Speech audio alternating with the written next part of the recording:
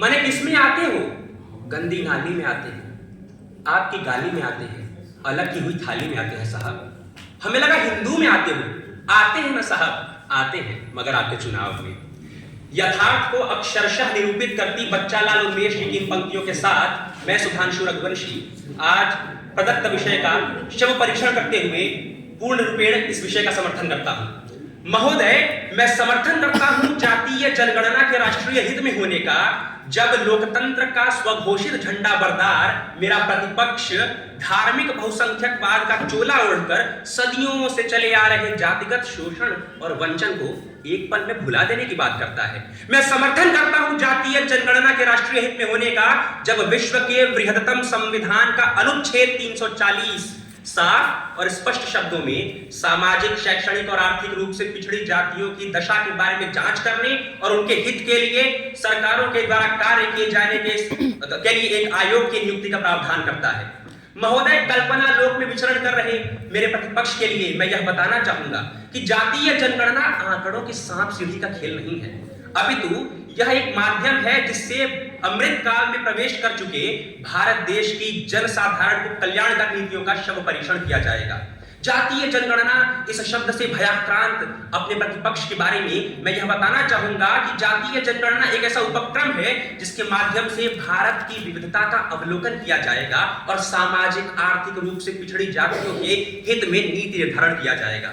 जातिगत राजनीति, यह शब्द सुनते ही आंखें तरेरने वाले अपने प्रतिपक्ष को मैं यह बताना चाहूंगा कि उन्हें रजनी कोठारी जी की किताब कास्ट इन इंडियन पॉलिटिक्स के 4वें पृष्ठ की 9वीं पंक्ति पढ़नी चाहिए, जहां वो ये कहते हैं कि जो लोग राजनीति में जातिवाद की शिकायत करते हैं वो एक जाति की प्राकृतिक स्वरूप से अवगत नहीं है और राजनीति के प्राकृतिक स्वरूप से भी अवगत नहीं है।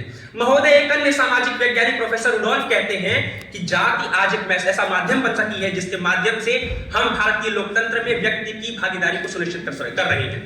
किंतु महोदय, मैं यह बताना चाहूंगा कि मेरा प्रतिपक्ष इन तथ्यों और तर्कों से कहीं दूर कल्पना के लोक में विचरण कर रहा है। मैं यह बताना चाहूंगा कि राष्ट्रीय हित ही नहीं, अभी तो यह समय की मांग है कि हम जातीय जनगणना करें, क्योंकि जो न चला वक्त की रफ्तार से उसे मिटना पड़ा है, जो न चला वक्त की रफ्तार से उसे मिटना पड़ा है। बच गया तलवार की धार से तो फूलों से कटना पड़ा है, बच गया तलवार की धार से तो फूलों से कटना पड़ा है।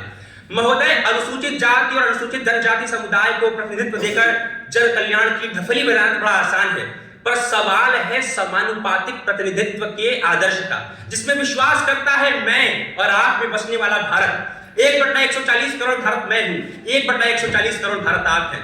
यदि भारत की बहुसंख्यक जाति जिसकी आबादी आज 50% से अधिक है उसको हम हास्यकृत कर देते हैं, किनारे कर देते हैं, तो मैं पूछता हूं प्रतिपक्ष से कि वो आज किस भारत के राष्ट्रीय हित की बात कर रहा है?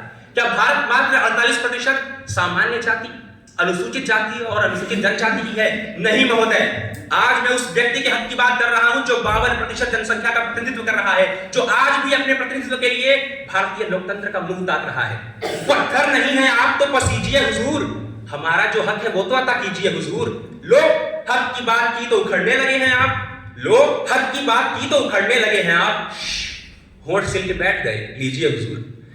आरक्षण के बारे में तो यह बात सर्वविदित है कि आज जिस जाति को 50% की आबादी होने के बाद भी मात्र 27% आरक्षण मिलता है, वहीं सवर्ण जाति का 15% जनसंख्या होने के बाद उसे 10% का आरक्षण मिलता है।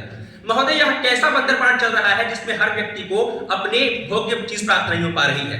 मैं यह बताना चाहूंगा कि आज समस्या को देख करके आंख मूंद लेने से समस्या का समाधान नहीं होता। हो सकता है कि यह बड़ा रोचक और शानदार तरीका हो, पर आज हमें समस्या से अपनी आंखें मिलाने की आवश्यकता है, समस्या से रूबरू होने की आवश्यकता है। मैं यह बोलना चाहूंगा कि आंखों को बंद करने से खतरा न जाएगा, आंखों को बंद करने से खतरा न जाएगा, वो देखना पड़ेगा जो देखा न जाएगा, वो देखना पड़ेगा जो देखा न जाएगा। मैं आपको यह बताना चाहूंगा कि भारत की वह जनसंख्या जो आज भी पिछड़ी है, उसके लिए हमें यह बात करने की आवश्यकता है कि जातीय जनगणना आज राष्ट्रीय हित में है। मैं बताना चाहूंगा कि सामान्य बुद्धिजन्य उत्तर की मांग करता यह यक्ष प्रश्न आप सबके सम्मुख खड़ा हो गया है, जो पूछता है कि भारत की सबसे अधिक जनसंख्या को दरकिनार कर, नजरअंदाज कर मेरा प्रतिपक्ष किस जाति, किस राष्ट्र, किस भारतीय हित की बात कर रहा है, इसका उत्तर मैं प्रतिपक्ष मांगता हूं। मैं चाहता हूं कि आज का भारत समवेत स्वर में यह गान करे कि हम भारत के लोग भारत को संपूर्ण प्रभुत्व संपन्न समाजवादी पंथ निरपेक्ष लोकतांत्रिक गणराज्य बनाएंगे, किंतु आज हयात लेके चलो, कायनात लेके चलो, चलो तो सारे जमाने को साथ लेके चलो, इसका जमाना है और इस बात को हमें आत्मसात अंगीकृत अधिनियमित करने की आवश्यकता है। मैं भारतीय संविधान की ओर से यह बात करता हूं कि जातीय जनगणना आज के राष्ट्रीय हित में है और यह समय की मांग है। बहुत बहुत धन्यवाद। जय हिंद, जय भारत।